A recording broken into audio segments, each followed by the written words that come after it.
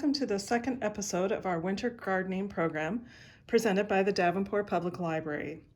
In this episode, we're going to explore ways to propagate your houseplants. These skills are super easy, lots of fun, and a great way to increase your indoor jungle at little to no cost. Let's get started. Here are the basic materials you'll need. A good quality potting soil. Never use garden soil in containers. Of course, if it's winter right now where you're at, the garden is frozen solid, so it's not an option. But this rule holds true for any kind of container, inside or out, summer or winter. Some small, clean pots with good drainage holes and or some glass jars. A mason jar or jelly jar work just fine. You want some clippers or flower snips. It's not a bad idea to clean them with some alcohol between cuts to prevent the spread of disease. It's also a good idea to pick up some rooting hormone. This is this fine white powder. You can pick up a small jar like this for very little cost at any nursery or big box store garden center. This is optional, but it does encourage strong root growth. I've also heard, but not tried, that you can use cinnamon as a rooting hormone. And of course, you'll want some water. Different plants require different methods for propagation. Some plants will produce babies or pups that can be gently pulled away from the mother plant and potted up. Others can be divided by cutting the root ball into pieces and replanting each piece, such as you might do with a daylily or a hosta outside. Some houseplants you can do that with also. Plants can be started from seed, of course, but seeds can be difficult to find for houseplants, and many are difficult or take a long time to develop and mature in the less than ideal conditions of most of our homes. We're going to concentrate on easy propagation methods with some of the most common and popular houseplants.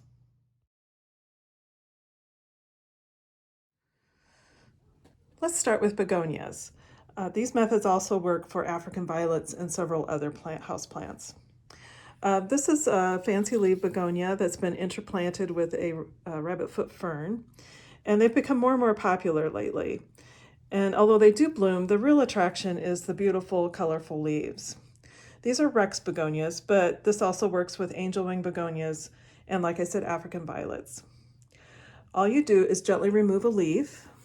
Pick one that's not too old, but not actually brand new either. With begonias and African violets, you can just snap them off. You don't really even need clippers.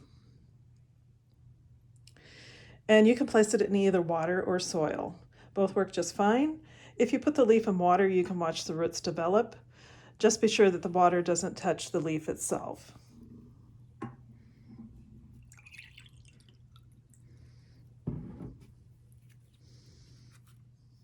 If you choose to use potting soil, just poke a small hole with a stick or with your finger in the soil that you've put in a small pot with good drainage, and then put the stem in the rooting hormone, and then add it to the soil in that hole you just made. Firm up the soil around the stem so it stands upright.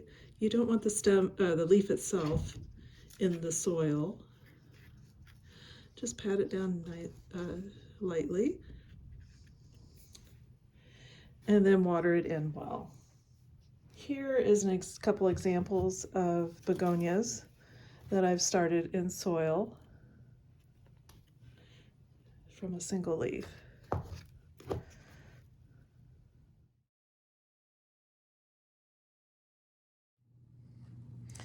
These popular and easy to grow houseplants tend to get a little scraggly as they age.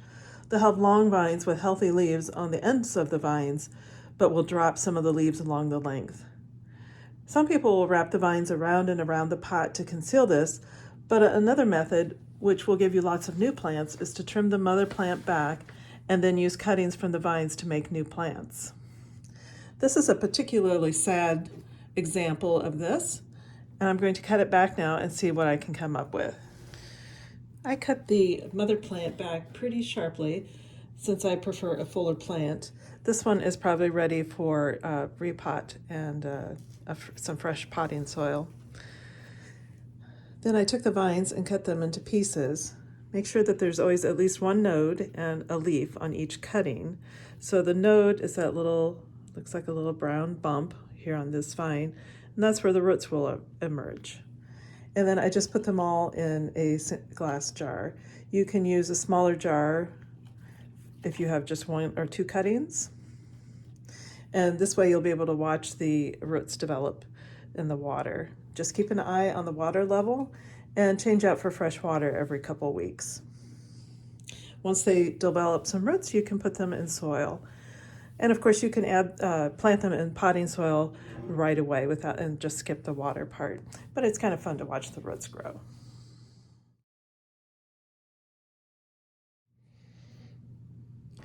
These old-fashioned beauties have come back into fashion lately with lots of lovely variegations in colors and forms. Their structural leaves add great contrast to the more rounded shapes of many houseplants, plus they're incredibly easy to grow.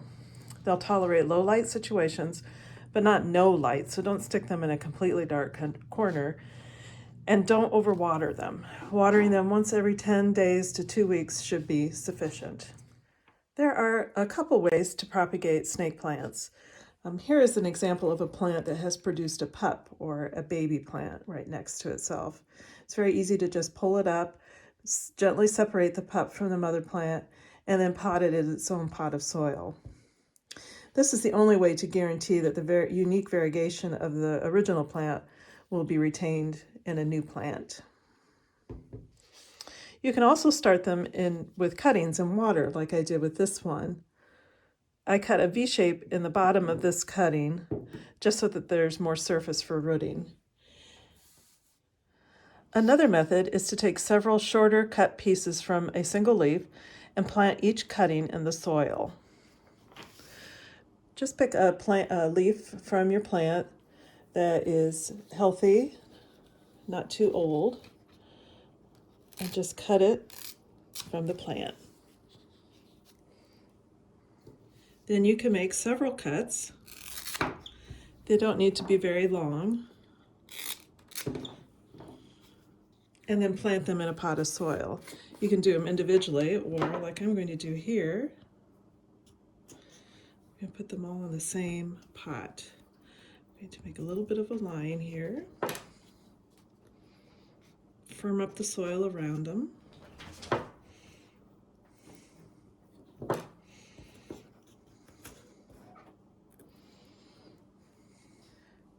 You can get a lot of cuttings from a single leaf with this method and be well on your way to a whole forest of snake plants.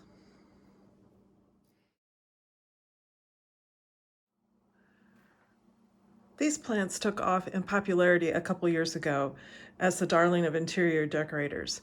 At first they were hard to find and expensive, but they're much easier to find now and they've really come down in price. They also have the reputation of being difficult to grow, but if you meet a couple basic needs, plenty of sunlight, plenty of water without overwatering, and don't move them around too much, they'll do great. Fiddle leaf figs do tend to drop their lower leaves as they mature, gradually becoming a single stalk with a few leaves at the top. To encourage branching as well as creating new plants, you have to be brave and cut the main stem. Here's how to do it. First, look for the nodes on the stem. On a fiddle leaf fig, you'll find them where the leaf is attached. You need to have at least one and preferably 2 or 3 nodes per stem cutting. If you are cutting a long stem, you might be able to make more than one cutting to propagate. A single leaf will not successfully propagate. It must be attached to a piece of stem. If you did put a single leaf in water or soil, it might root, but it will never grow into a plant. These are called zombie leaves. If you're going to propagate your cuttings in water, be sure to remove any leaves that will be below the water line. Keep the cutting in a jar of clean water with one of the nodes below water level. Okay, so this is very painful. I'm going to cut right above this leaf, right about here. And what I'm hoping is that it will branch now also. You will note that they exude a little bit of milky sap. That's just the plant protecting the open, exposed wound. Well, that was very painful. I do believe I can get at least 2 cuttings from here. You see the nodes are right here where the leaves are at. I think I can cut it right here, and then also get another cutting at this part here. And I think I can get at least 1 cutting from each of these. It is recommended that you use a rooting compound on a fiddle leaf fig cutting if you're going to plant it in soil. Because they are a woody plant, this will make a big difference in getting them started. So you just place it in a nice hole in your pot of dirt, making sure at least 1 and hopefully a couple, 2 or 3 if possible, nodes are below the surface of the soil, and water that in nicely. And then especially in the ones in dirt, it's a good idea to use a piece of plastic over them, and that will help retain humidity and help keep it moist.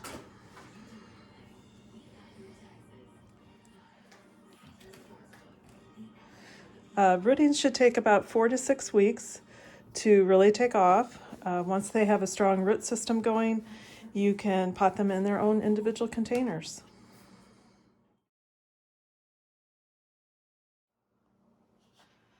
These fun plants are by far the easiest plant to propagate. Simply pull off a healthy leaf. In the case of this burro's tail, they fall off without any prompting on my part, and just place it on the soil. It's a good idea to let it sit for a day or 2 to harden off the growing tip, which is at the bottom here. Fine little roots will develop there even before you put them in soil. Then you can lay them on the surface of the soil, and before long, you'll have a whole new plant. In fact, you can see here, I've just, a leaf will pop off, and I'll just lay it on the surface of the soil already in the pot, and it started growing fresh new vines there. You can put these in individual pots, or you can, especially these that are so small, you can make an arrangement of them in a single pot, and you'll have an automatic little succulent garden with almost no effort on your part. Now, I showed you this method with using a burro's tail, but it's possible to do this with almost any of the succulents. So a really great way to add to your collection.